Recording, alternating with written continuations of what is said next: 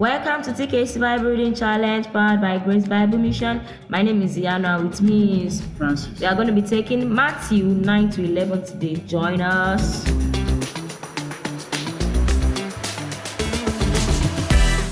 So you know the way we started about how Jesus has power over diseases from Yes. chapter 8.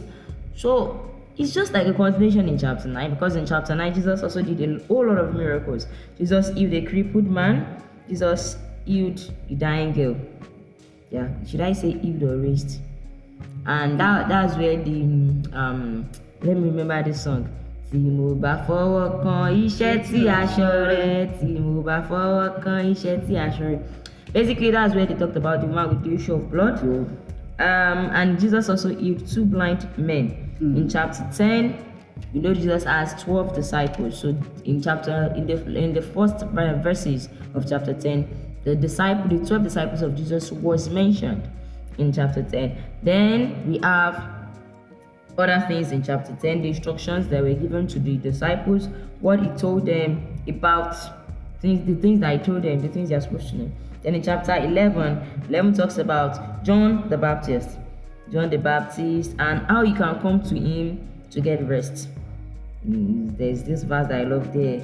I am gentle and humble. Okay, let me just take the last word. The yoke is easy to bear and the burden is light. So that's basically what we are going to be checking today. So let's go to those 3 chapters. Can you share with us what catches your attention in those 3 chapters? Chapter 10 talks about how Jesus chose his disciples. Jesus, the most powerful, that has been doing all these miracles. I was wondering, why did he need disciples to fulfill his purpose? Well, I was seeing the power of teamwork there. The power of teamwork in every responsibility that we have. You know, Jesus had the responsibility from his own Father, from God. And teamwork and also relationship skill. So Jesus was both human and God. So in his human capacity, he needed other people, other human beings that will proclaim his message. So that's why he had to choose. I think that's why he had to choose the 12 disciples. Though they were not perfect, but he worked on them and they did well. Even though there's one that betrayed Jesus. Yes. Okay, so I just want to buttress what you said. In any position you might be given, in any office that you might be given, don't think that you can actually do it yourself. Sometimes, I don't know how to say this. Don't try to take the blessing for yourself alone. Because some people believe that when they do something, especially when they do it for God, they'll be the one to take the blessing. And they want to be so selfish with the blessing that they say, don't worry, I'll do everything so that I can have it. I don't want to share my blessing with people. Don't let us go with that mindset. Let us share the blessing. So most times, let us learn how to be free, give out work, appoint people to some certain things, tell them you can do this, you can do this, you can do that. As a leader or as a coming leader, let us learn this, that don't just say it's your office. We are not saying be lazy in that office you have been given or neglect whatever you've been given to do, but make sure you choose people that can also help you to reach your goal. Is there any other thing that you want to tell us? John was in prison and maybe he was doubting. But why was he doubting? After he has preached of Jesus Christ as the coming Messiah, but he was now doubting if Jesus was the real Jesus. Sometimes in our work, we also tend to doubt the ability of God, maybe to deliver us from our own prison.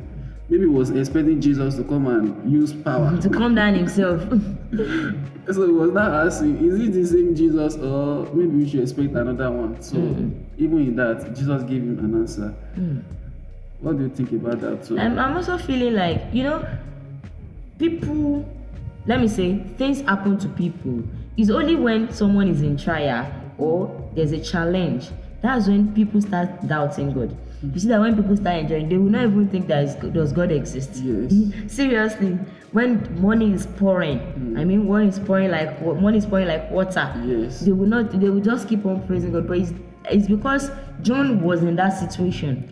That was why he was able to think and reason that You get what I'm saying? So in every situation, God is still God. God is still God, and He will always be Be good. God. That's the way it is.